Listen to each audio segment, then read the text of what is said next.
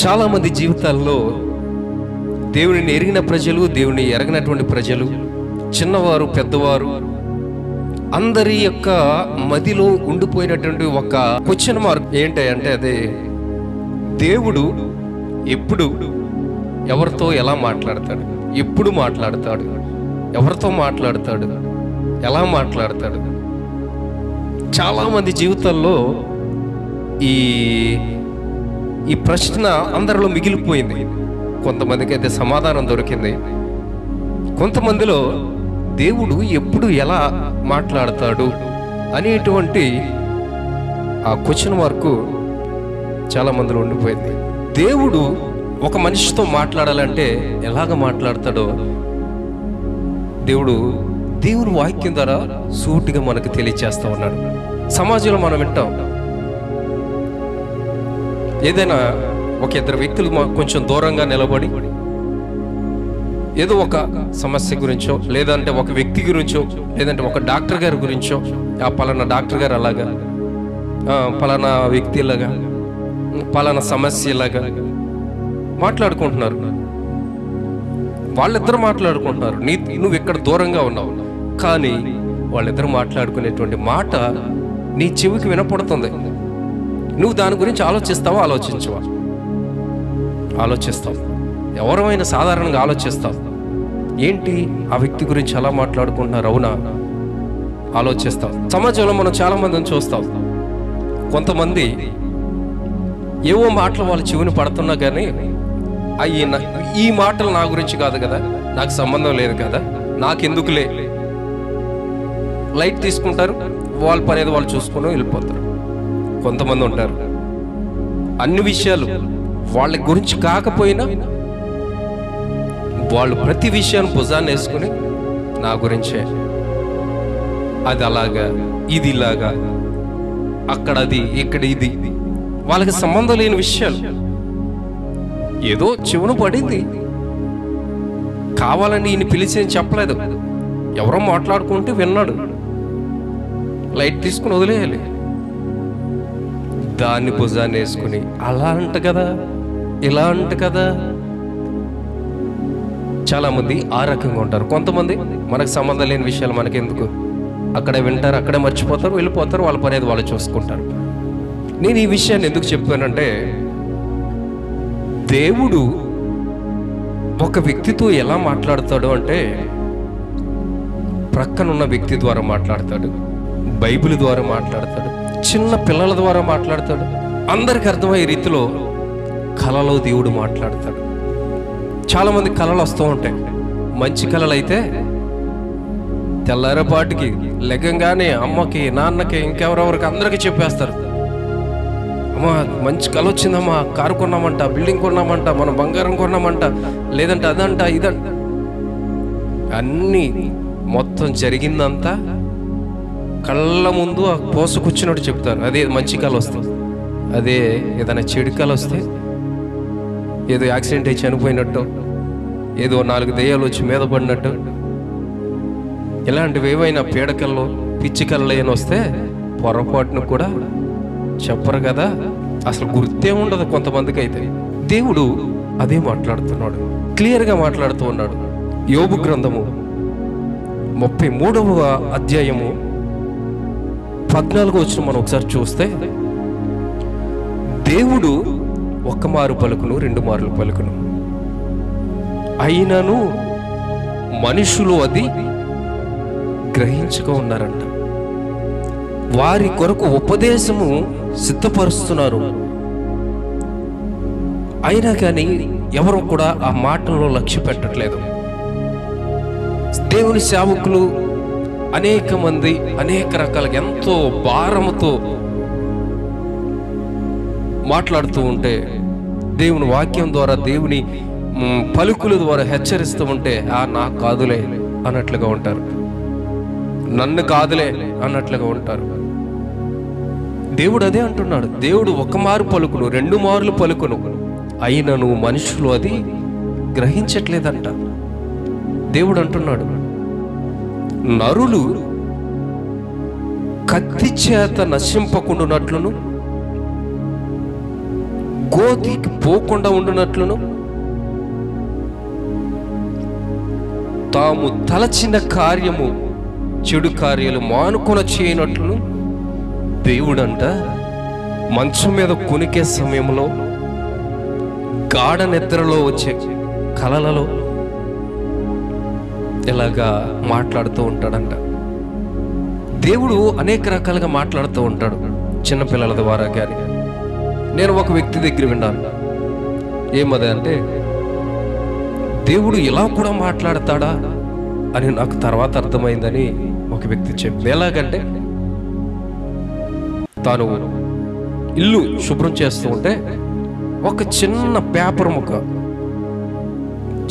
ముక్క మీద ఏదో ఒక మాట రాస్తుందంట. ఆ మాట తనను గద్దించింది.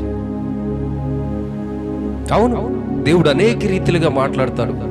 ఏ వ్యక్తితో ఎలా మాట్లాడాలో దేవుడే మాట్లాడతాడు. చిన్నపిల్లల ద్వారా, అమ్మా నువ్వేంటి చేసేది, అదేంటి, దేవుడే ఆ చిన్నపిల్లాడిలో ఉండి ఆ పెద్ద వ్యక్తితో మాట్లాడతాడు.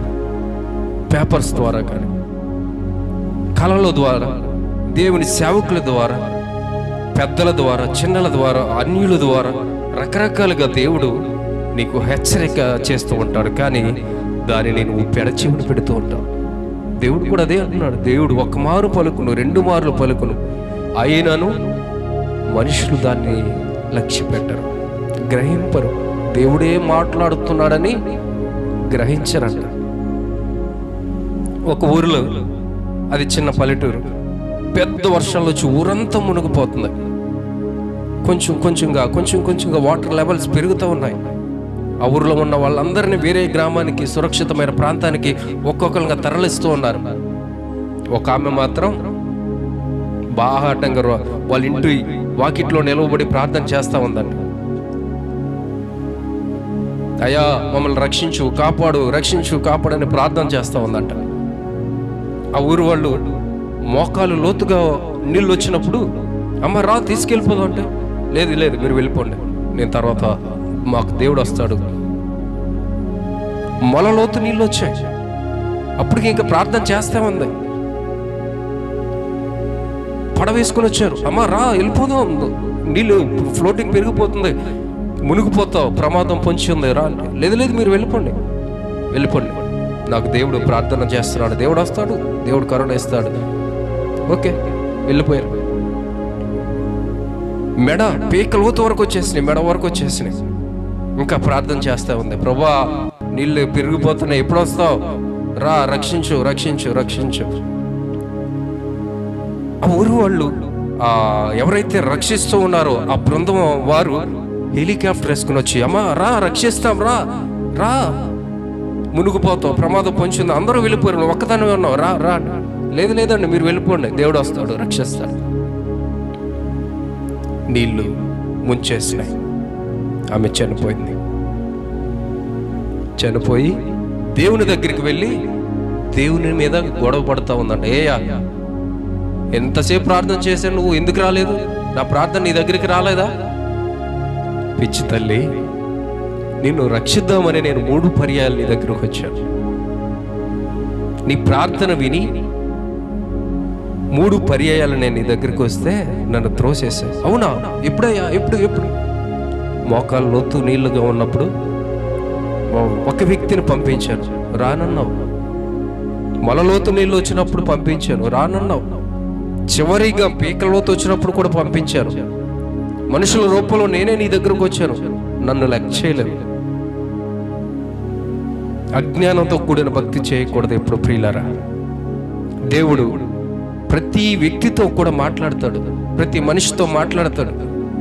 చిన్నపిల్లల ద్వారా కానీ, పెద్దల ద్వారా కానీ, ముసలివారితో కానీ, దేవుని సేవకుల ద్వారా, వాక్యం ద్వారా, కళలో మాట్లాడుతూ ఉంటాడు. దేవుడు అదే అంటున్నాడు, నరులు గోతికి పోకుండా ఉన్నట్లు, కత్తి వలన నశించకుండానట్లు, అపాయం జరగక్రితమే, నష్టం జరగక్రితమే దేవుడు ఏదో ఒక రీతిగా దేవుడు నీతో మాట్లాడతాడు. దాన్ని గ్రహించే వాళ్ళు తక్కువ అని కూడా దేవుడు ఆ మాట కూడా మాట్లాడుతూ ఉన్నాడు. అవును ప్రియులారా, దేవుని మాటను మనం గ్రహించాలి. దేవుడు ఏ రీతిగా మాట్లాడుతున్నాడు మనం గ్రహించాలి. ఆ గ్రహించగలిగిన మనసులోనికి మనం వస్తే, అవును దేవుడు నాతో మాట్లాడుతున్నాడు అనే గ్రహింపులోనికి నువ్వు వస్తావు. ఆ గ్రహించగలిగిన మనసును నువ్వు సంపాదించుకోవాలి. చిన్నపిల్లల ద్వారా కానీ, బైబిల్ ద్వారా కానీ, వాక్యం ద్వారా కానీ, ఒక పుస్తకం ద్వారా కానీ, ఒక మాట ద్వారా కానీ, ఏదో ఒక రీతిగా దేవుడు నీతో మాట్లాడుతూ ఉంటాడు. దేవుని మాటకు మనం లోబడాలి. దేవుడు మాట్లాడేది ఎందుకంటే నువ్వు నశించిపోకుండా ఉండటం కోసం, గోతికి పోకుండా ఉండడం కోసం, ప్రాణ నష్టం జరగకుండా ఉండడం కోసం, ఇంకేవేవో నష్టాలు జరగకుండా ఉండడం కోసం, దేవునికి దూరం అయిపోకుండా ఉండడం కోసం దేవుడు ముందుగానే కలలో మాట్లాడతాడు, స్వప్నమందు మాట్లాడతాడు, పెద్దల ద్వారా మాట్లాడతాడు, దేవుని సేవకుల ద్వారా మాట్లాడతాడు. చాలామంది గుడికి రారు కానీ మైక్లో వాక్యం వింటారు. అలా కూడా దేవుడి మాట వినపడుతుంది కదా నీకు. కొంతమంది విన్నట్టుగా వింటారు కానీ వదిలేస్తూ ఉంటారు. లేదు లేదు ప్రియులరా, దేవుడు ఏ రీతిగానైనా నీతో మాట్లాడుతున్నప్పుడు దాన్ని అంగీకరించావునయ్యా. అవును, దేవుని మాటకు లోబడు. అనేది నీ మేలు కోరే, నువ్వు నశించిపోకుండా ఉండాలని, నీకు నష్టం జరగకుండా ఉండాలని, ముందుగానే ప్రమాదం పొంచి ఉందని దేవుడు మాట్లాడుతూ ఉన్నాడు. చాలా సందర్భాలు మనం చూస్తాం. రోడ్ల మీద టర్నింగ్ల దగ్గర ప్రమాదకరమైన మలుపు ఉన్నది, జాగ్రత్త అని ముందుగానే బోర్డులు పెడతారు.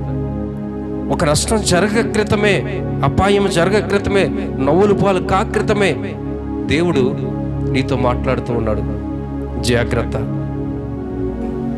ఆ మాటను వినకుండా ఆ మలుపులో స్పీడ్గా అలాగే వెళ్ళావంటే పడిపోతావు, యాక్సిడెంట్ అయింది, ప్రాణ నష్టం. అదే ఆ హెచ్చరిక బోర్డును గమని ఆ మలుపుని అలా టర్న్ అవుతాయి, క్షేమం. కాబట్టి ప్రియులారా, నష్టం జరిగే క్రితమే దేవుడు నీతో మాట్లాడుతూ ఉన్నాడు. కళ ద్వారా, స్వప్నం ద్వారా, చిన్నవారి ద్వారా, పెద్దవారి ద్వారా, సేవకుల ద్వారా, వాక్యం ద్వారా అనేక రీతిలుగా దేవుడు నీతో మాట్లాడుతూ ఉంటే ఆయన పిలుపును, ఆయన మాటను వినేవారు ఎవరు లేరు ప్రియులారా. నష్టం జరిగిన తర్వాత, ప్రమాదం జరిగిన తర్వాత, అయ్యా ప్రభువా ప్రభువా ప్రభువా, అప్పుడు దేవుడు గుర్తొస్తాడు.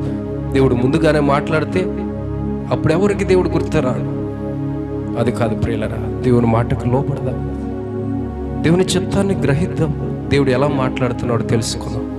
దేవుడి కొద్ది మాటలు దీవించును గాక. ఆమేన్.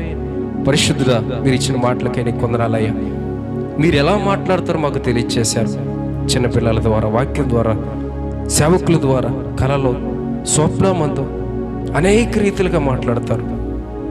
అజ్ఞానమైన భక్తి మేము చేయకూడదు కానీ జ్ఞానంతో కూడిన భక్తి చేసి మీరు ఏ రీతిగానైతే నష్టం జరగకుండా ఉండడం కోసం మీరు మాతో మాట్లాడుతున్నారు, దాన్ని గ్రహించి నష్టం జరగ క్రితమే మీ మాటకు లోబడటం మాకు నేర్పించమని, ఈ మాటలు ఎంతమంది అయితే విన్నారో వారందరి జీవితాలు మీ కార్యాన్ని జరిగించమని యేసయ్య నామమున అడిగి వేడుకొనిచున్నాము తండ్రి.